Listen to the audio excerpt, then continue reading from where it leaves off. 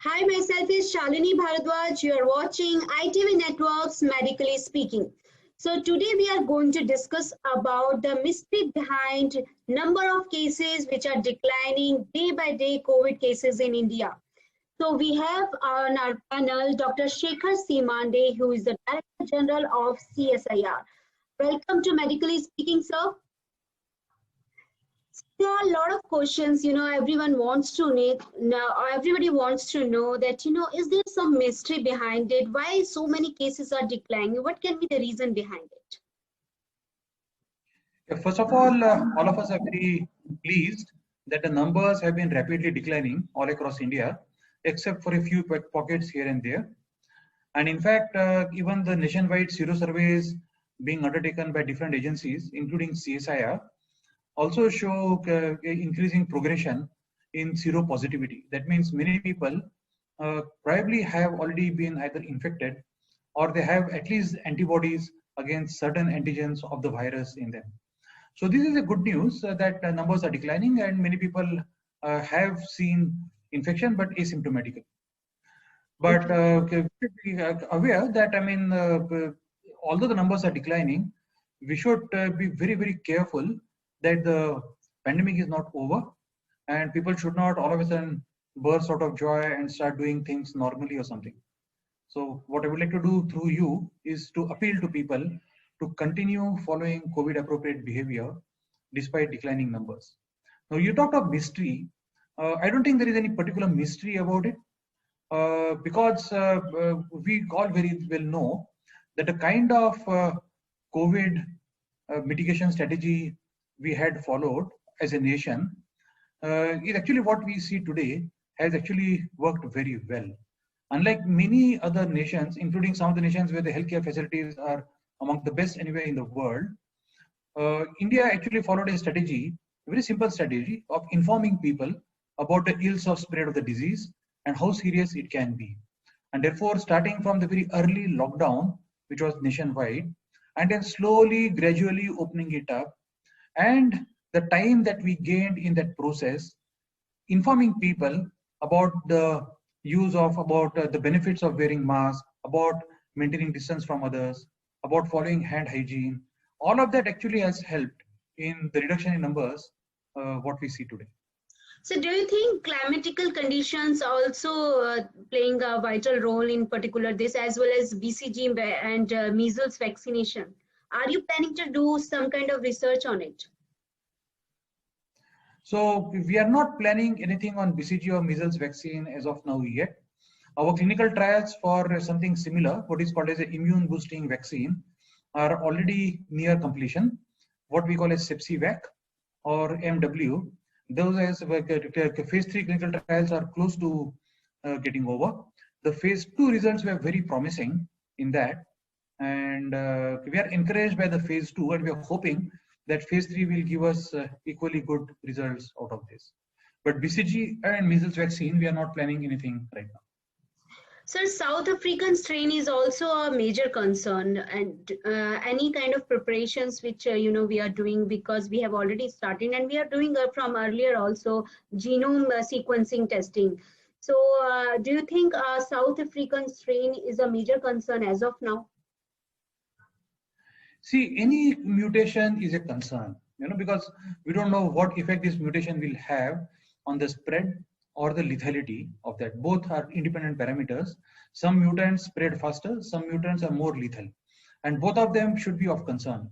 But we cannot predict ahead of time which mutant is going to be what, which is going to spread faster or which one is going to be more lethal.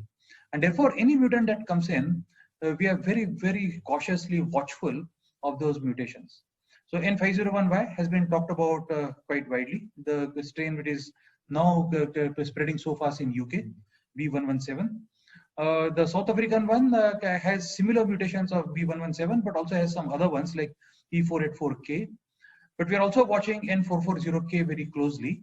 And all of these are actually very important aspects of our surveillance strategy.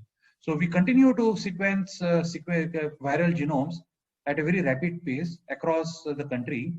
And two of CSR labs which are also involved in that, CCMB and IGIB, are also doing that very aggressively at this particular stage.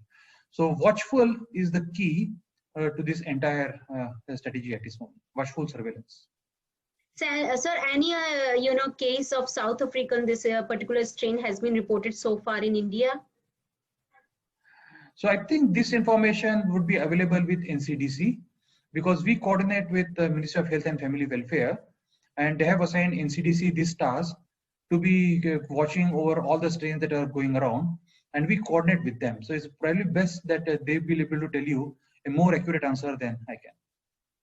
Sir, do you think we can face another pandemic in coming years?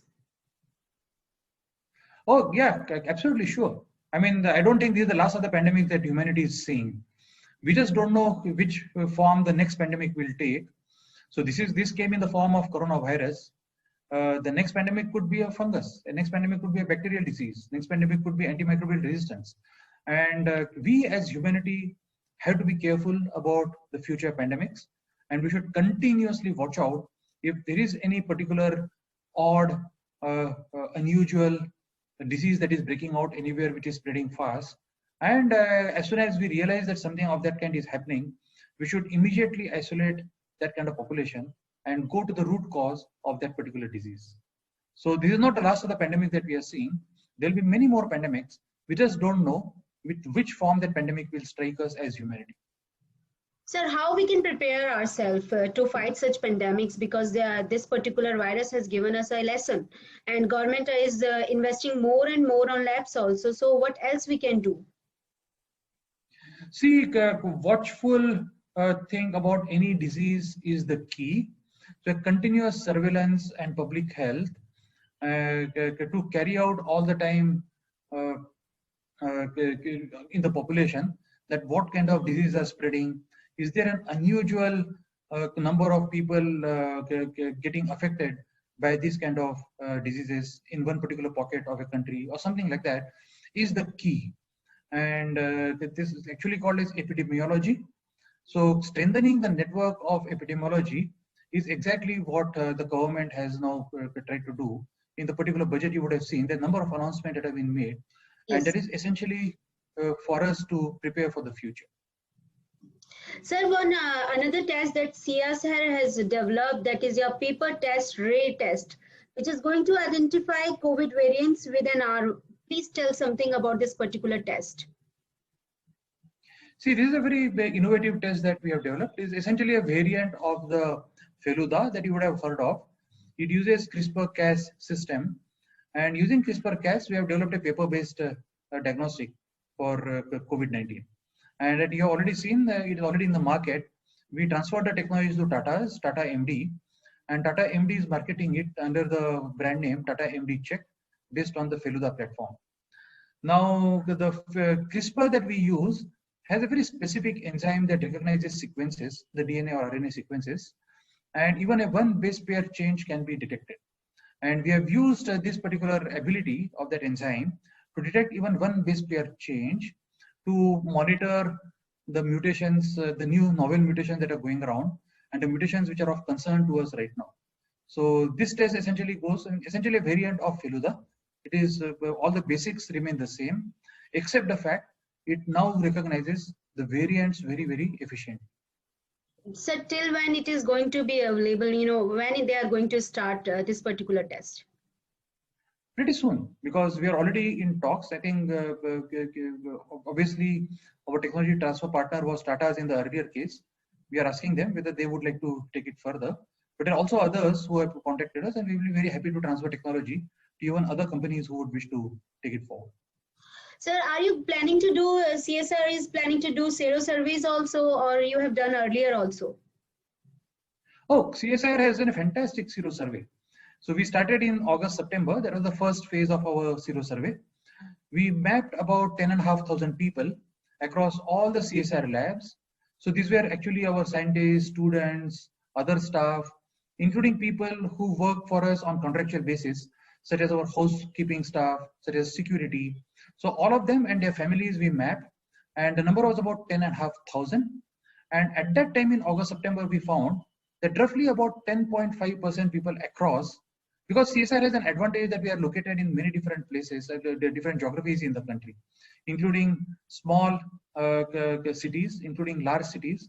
So we have had actually that particular advantage, and we use that advantage to map our people, our employees, for the seropositivity. And at that time, it was 10.5%. We had decided that we'll do it every 6 months.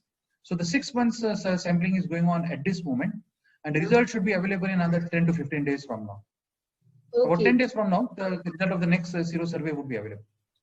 So, sir, people are thinking that, you know, vaccination has been started, markets are already running. So, people are not taking that kind of precautions, which they really should take. You know, what kind of message you would like to give them? I think there's a very, very strong message that we need help of people like you to spread, because you people have all the journalists, in fact, all TV channels, all newspapers have a fantastic reach to common people. And one message that we would like to spread is that the pandemic is not over. Let us not drop our guard very soon. With every possibility that there could be a second wave coming in. And therefore, it is important for all of us to maintain COVID appropriate behavior all through. Until the government, until the healthcare authorities, until people like us tell you that it is now safe, please continue wearing masks. Please continue to maintain hand hygiene.